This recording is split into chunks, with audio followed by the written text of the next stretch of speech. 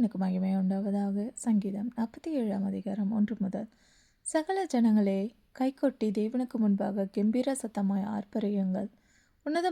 உன்னதமானவராகிய கர்த்தர் பயங்கரமானவரும் பூமியின் மீதெங்கும் மகத்துவமான ராஜாவுமாயிருக்கிறார்.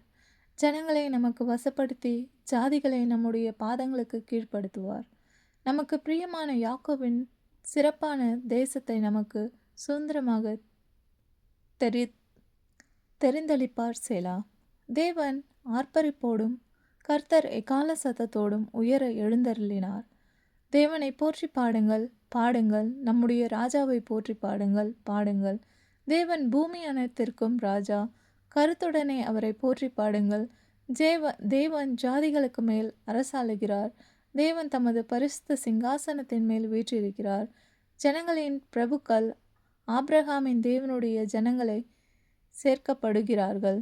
பூமியின் கேடகங்கள் தேவனுடையவைகள். அவர் மகா உன்னதமானவர். தேவனுடைய வாக்கியங்கள் நம்மை தேற்றுவதாக. தேவன் தாமே நம்ம ஒவ்வொருவரையும் ஆசீர்வதிப்பாராக. ஆமென்.